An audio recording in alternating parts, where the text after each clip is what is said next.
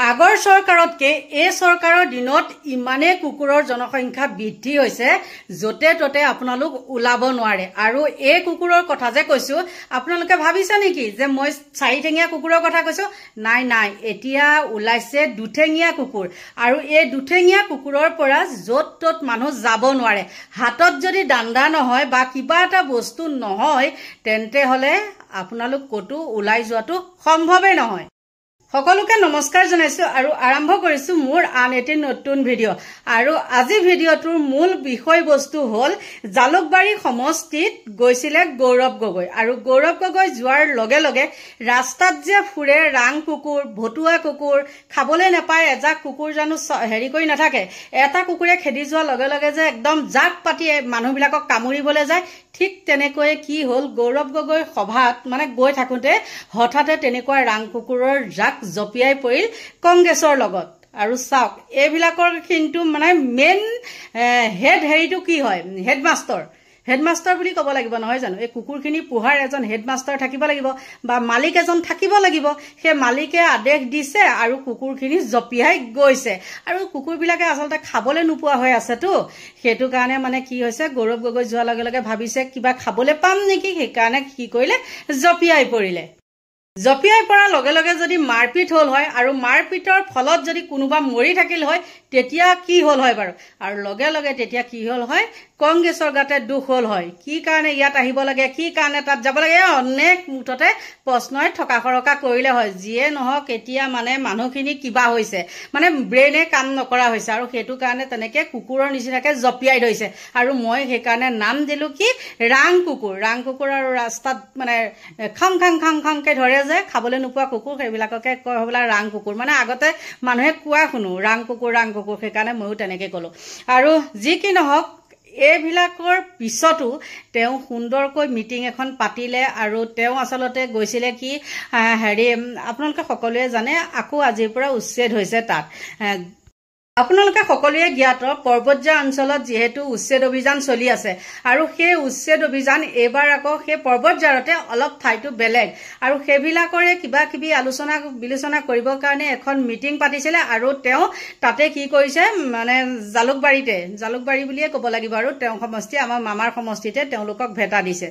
গতিকে এইবিলাক কাম কৰিব পাৰেনে বাৰু আৰু যি কি নহওক ময়ো বেছিকে কৈ নাথাকো আপোনালোকৰ মাজলৈ কি কি পৰিস্থিতিৰ সৃষ্টি হল আৰু গৌৰৱ গগৈ সেই সৰু মানুহজন হৈ পেলাই আমাৰ মামাতকেতো গৌৰৱ গগৈ বহুত সৰু নহয়নে তেওঁ কি মতামত দিলে আপোনালোকৰ মাজলৈ আগবঢ়ালো চাওক কামৰূপৰ শিঙিমাৰীত উত্তপ্ত পৰিস্থিতিৰ সৃষ্টি হৈছে এপিচিচিৰ সভাপতি গৌৰৱ গগৈ উপস্থিত হোৱাৰ পিছতে উত্তপ্ত হৈ পৰিছে শিঙিমাৰী গৌৰৱ গগৈ মুৰ্দাবাদ ধ্বনি বিজেপি কৰ্মীৰ আৰক্ষীৰ সন্মুখতে এনেদৰে কংগ্ৰেছী সমৰ্থকেৰে হতাহতি লাগে বিজেপি সমৰ্থকসকলে গৌৰৱ গগৈক অশালীন ব্যৱহাৰ একাংশ বিজেপি কৰ্মীৰ কংগ্ৰেছ কৰ্মীয়ে শিঙিমাৰী চকত গৌৰৱ গগৈক আদৰিবলৈ যোৱাৰ সময়তে এই ঘটনাটো সংঘটিত হয় এইফালে গৌৰৱ গগৈক বাধা দিয়া সন্দৰ্ভত একাংশ বিজেপি সমৰ্থকৰ মন্তব্য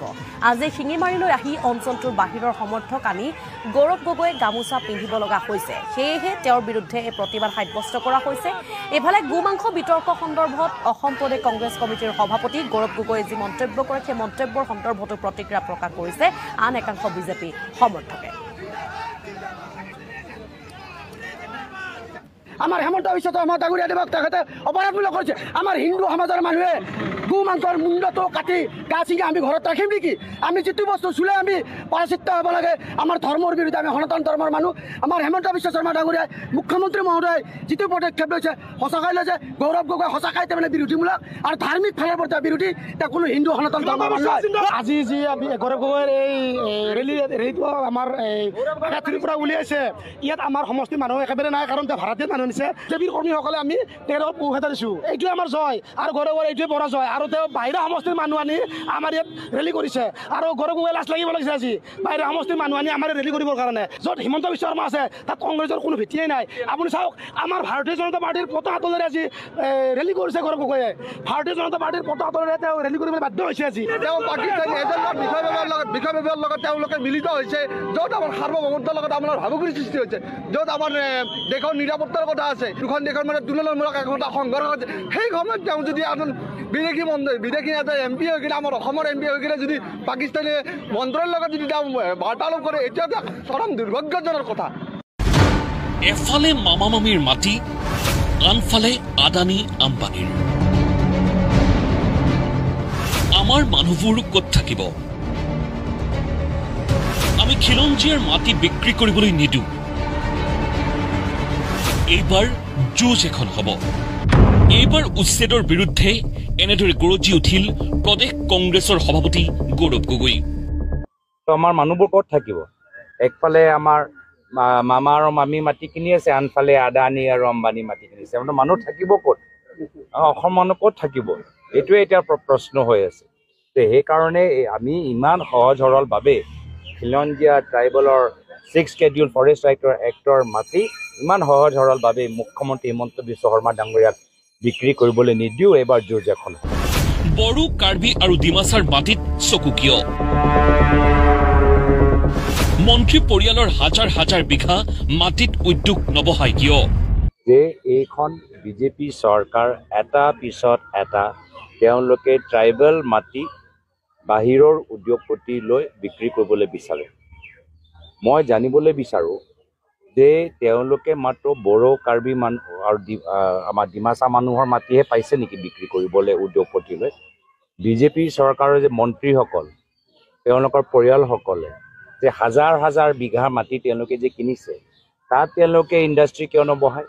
সেইখিনি মাটি তেওঁলোকে আদানী কিয় নিদিয়ে? সেইখিনি মাটি তেওঁলোকে পতঞ্জলি কিয় নিদিয়ে? বন অধিকাৰ আইন আৰু 6ষ্ঠ অনুসূচীৰ যোগেদি জনজাতীয় লোকৰ বাবে সংৰক্ষিত ভূমিত চকু কিয়? নিজৰ ৰিজৰ্ট বনাবলৈ তোমালোকৰ জনজাতি মানুহৰ মাটি ল'বা, নিজৰ বাগান বহাবলৈ তোমালোকে থলুৱা মানুহৰ মাটি ল'বা, নিজৰ ইণ্ডাষ্ট্ৰী বহাবলৈ তোমালোকে খিলঞ্জীয়া মানুহৰ মাটি ল'বা। কিন্তু যেতিয়া বাহিৰৰ এই ইণ্ডাষ্ট্ৰী বহাবলৈ বিচাৰা, তেতিয়া বিজেপি চৰকাৰৰ মন্ত্ৰীখিনি নিজৰ মাটি বিক্ৰী নকৰে, নিজৰ মাটি দান নকৰে। তেতিয়া থলুৱা খিলঞ্জীয়া বিভিন্ন জনজাতিৰ মানুহৰ ওপৰত হেঁচা প্ৰয়োগ কৰি যি ট্ৰাইবেল মাটি, যি ফৰেষ্ট এক্টৰ অধীনত সংৰক্ষিত হৈ আছে, সংৰক্ষণ পাই আছে, 6 Schedule এক্টৰ অধীনত সংৰক্ষণ পাই আছে, প্ৰটেকশ্যন পাইছে, সেইখিনিয়ে মাটিৰ ওপৰত তোমালোকৰ চকু। সমান্তৰালকৈ গো মাংস বিতৰ্কক লৈও পুনৰ মন্তব্য গৌৰৱ গগৈ। নিৰ্বাচন কাষ চাপিলেই এনে কাম কৰে বিজেপিয়ে। আমিতো বিভিন্ন ৰাজ্যত আমি দেখা পাইছোঁ, অন্ধ্ৰপ্ৰদেশত আমি দেখা পাইছোঁ যে বিভিন্ন ঘটনাত কেতিয়াবা বিজেপি নিজৰ মানুহ জড়িত হৈ থাকে। এইটো প্ৰথমবাৰ আমি দেখা নাই। বিভিন্ন ৰাজ্যত আমি দেখা পাইছোঁ যে বিধানসভা নিৰ্বাচন কাষ চাপিলে বাহিৰৰ কিছু বিজেপি মানুহবোৰ আহি তেওঁলোকে আমাৰ থলুৱা মানুহখিনিক কিবা তেওঁলোকক বেয়া বা সিহঁতক বুজাই বা সিহঁতক কনভিন্স কৰি বা সিহঁতক মটিভেট কৰি বা সিহঁতক কিবা এটা লোভ দেখায় বা সিহঁতৰ কিবা এটা দৰৱ দি তেওঁলোকৰ পৰা অপৰাধ কৰায়। আমি এইটো কথা প্ৰথমবাৰ বাবে অসমত হোৱা নাই। ইয়াৰ পূৰ্বেও যদি চাই আপোনাৰ অন্ধ্ৰপ্ৰদেশত, তাত বিজেপিয়ে মানুহ ধৰা পৰিছে। এতিয়া বিভিন্ন ধৰণৰ সাম্প্ৰদায়িক তেওঁলোকৰ কাজিয়া লগাবলৈ বিচাৰে। কেৱল এয়াই নহয়, গচ্ছেপন্থী হিন্দুৰ পৰা কোনো চাৰ্টিফিকেট নালাগে বুলিও বিজেপিক কটাক্ষ সাংসদ গগৈ। মোৰ ওপৰত কিছু চাৰ্টিফিকেট আমি বিচাৰিছোঁ নে আমাৰ অসমীয়া আমাৰ সত্ৰীয়া আৰু শংকৰী সংস্কৃতিৰ ওপৰত আমি চাৰ্টিফিকেট বিচাৰিছোঁ? তেওঁলোকে হ'ল গডছে মানা হিন্দু, আমি হ'লোঁ চৰ্দাৰ পটেলক মানা হিন্দু। আৰু তেওঁলোকে গডছে পথ অনুকৰণ কৰে, তেওঁলোকে গডছে শ্লোগান, তেওঁলোকে বা গডছে নাম লৈ জয়গান কৰে, শ্লোগান দিয়ে। আমি মহাত্মা গান্ধী, চৰ্দাৰ পটেল, সুভাষ চন্দ্ৰ বসু, ভগত সিং, এয়া হ'ল আমালোকৰ বাবে প্ৰেৰণাৰ প্ৰতীক। তো গডছে হিন্দুৰ পৰা আমাক গান্ধীবাদী, পটেল, বোস আৰু ভগত সিঙৰ হিন্দুসকলক আমাক কোনো চাৰ্টিফিকেট নালাগে। আমি হ'ল বাস্তৱ হিন্দু। উল্লেখযোগ্য যে সাংসদ উন্নয়ন পুঁজিৰ যোগেদি চৰাইদেউ জিলাত কেইবাটাও উন্নয়নমূলক কামৰ আধাৰশিলা স্থাপনৰ বাবে মৰাণত উপস্থিত হৈছিল গৌৰৱ গগৈ। মৰাণৰ পৰা অৰুণ নাগৰ ৰিপৰ্ট, প্ৰতিদিন টাইম। হয়, মই এতিয়া উপস্থিত হৈ আছোঁ পৰ্বতঝৰ পানীজানি অঞ্চলত। বাঁশবাৰীৰ পিছত কিন্তু এতিয়া দেখা গৈছে যে পানীজানিত কিন্তু উত্তপ্ত পৰিস্থিতিৰ সৃষ্টি হৈছে। বাঁশবাৰীৰ পিছত এতিয়া কিন্তু পানীজানিত আহিছে এই প্ৰতিবাদী কাৰ্যসূচী। কাৰণ যি আদানীক ভূমি দিয়াৰ তাপবিদ্যুৎ প্ৰকল্পৰ যি প্ৰকল্প সেই প্ৰকল্প আদানী বাঁশবাৰীত দিয়াৰ পিছত বাঁশবাৰী ৰাইজে যি প্ৰতিবাদ সাব্যস্ত কৰিছিল তাৰ পিছতে কিন্তু এতিয়া যোজা চলাইছে পানীজানিত দিয়াৰ কাৰণত দেখা যে পানীজানিত আজি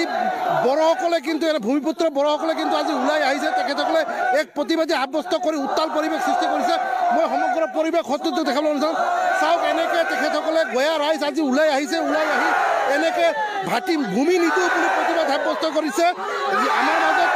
কিছু ব্যক্তি আছে আমি তেখেতসকলৰ মন্তব্য ল'বলৈ যত্ন আপোনালোকে কিয় প্ৰতিবাদ সাব্যস্ত কৰিছে আজি চাওক আমাৰ এই পানীজানি নেপালী বেতন গাঁৱত আমাৰ গোসাইগাঁও ডিষ্ট্ৰিক্ট কমিটি এক্স বেল্টি ৱেলফেয়াৰ এছ'চিয়েশ্যনে আজিৰ দিনত আদানী কোম্পানীক ইয়াত স্থাপন কৰিবলৈ খুজি আছে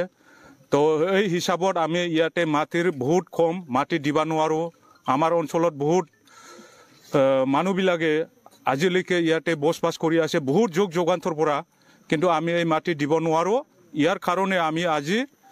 আদানী কোম্পানীৰ বিৰুদ্ধে মাটি দিব নোৱাৰোঁ বুলি আমি প্ৰতিবাদ সাব্যস্ত কৰিছোঁ আপোনালোকে কেনেকৈ গম পালে যে ইয়াতে আদানী কোম্পানী মাটিটো দিয়া হ'ব কোনোবা অফিচাৰ বা কোনোবা বিষয়া ইয়াত উপস্থিত হৈছিল নেকি যোৱাকালি আমাৰ ইয়াতে আহিছিলোঁ আমাৰ পৰ্বতজোৰা ডিভিশ্যনৰ ডিএফঅ ছাৰ তেখেতে আহিছে অলৰেডি তেখেতে কৈ কৈছে মানে ইয়াতে আপোনাৰ এক্স বেল্টি যিবিলাক ছ'চাইটি আছে ইহঁতে ইয়াৰ আদানী কোম্পানী আনিব বুলি কৈ আছে সেই গতিকে আমি আজি ৰাতিপুৱাৰ পৰা আমি ইয়াতে প্ৰতিবাদ কৰি আছে আৰু যিহেতু আপোনালোকৰ 6 শিডিউল এলেকা হয় লগতে আপোনালোকে যিহেতু